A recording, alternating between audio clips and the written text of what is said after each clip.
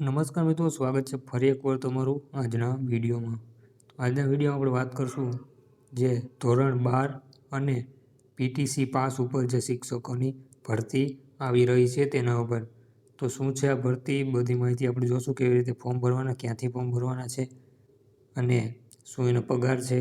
પગાર તો તમને અહીંયા જોઈ શકો છો, 27,000 છે અને 11 માસના કરાર આધારિત આ ભરતી છે. એટલે કે જ્યારે ગવર્મેન્ટ ભરતી પડશે એટલે આમાંથી છૂટા કરી દેવામાં આવશે. તો આ ભરતીની વધારે માહિતી આપણે જોઈ લઈએ. તો પહેલાં વિડીયોને છેલ્લે સુધી જોજો અને વિડીયોને એક લાઇક કરી દેજો, એટલે આ વિડીયો વધુમાં વધુ વાયરલ થઈ શકે અને બીજા લોકો સુધી પહોંચી શકે. તો ચાલો હવે આપણે વિડીયોની શરૂઆત કરીએ.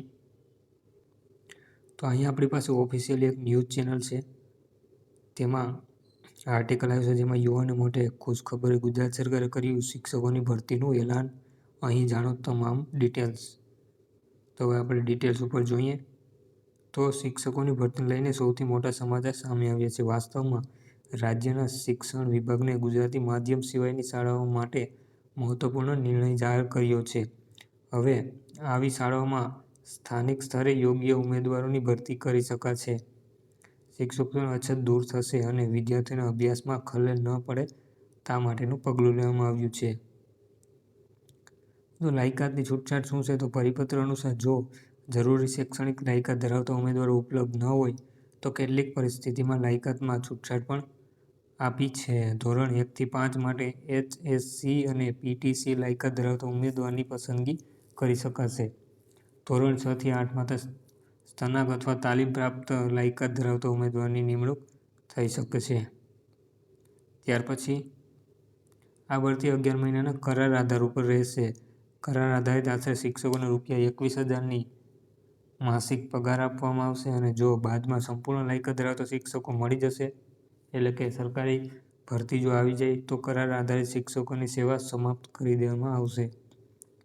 સાથે જો કોઈ નિયમિત શિક્ષક લાંબી રજા પર રહેશે તો પણ જગ્યા અને કરાર આધારિત ભરતી કરી શકે છે.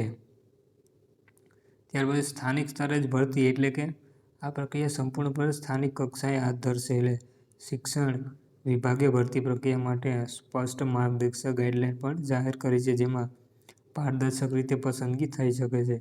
ખાસ નોંધનીય, આ છૂટછાટ માત્ર ગુજરાતી માધ્યમ સિવાયની શાળાઓ માટે જ લાગુ પડે છે. સરકારનો ઉદ્દેશ શિક્ષણમાં સતતતા જાળવી રાખવાનો અને વિદ્યાર્થીઓને યોગ્ય માર્ગદર્શન મળે તે સુનિશ્ચિત કરવાનો છે. તો મિત્રો, આ હતી સંપૂર્ણ માહિતી આ વિડીયોની, જેમાં પગાર વિશે આપણે જોયું અને ભરતી પ્રક્રિયા પણ જોઈ અને બધી માહિતી આપણે જોઈ લીધી આ વિડીયોમાં. તો 11 મહિનાના કરાર આધારિત ભરતી છે, એટલે કે કાયમી ભરતી નથી અને પગાર 21,000 છે. અને આમાં આપણે વિડીયો પર તો મિત્રો પગાર અહીંયા 27,000 નથી આપેલો, પરંતુ 21,000 જ છે પગાર.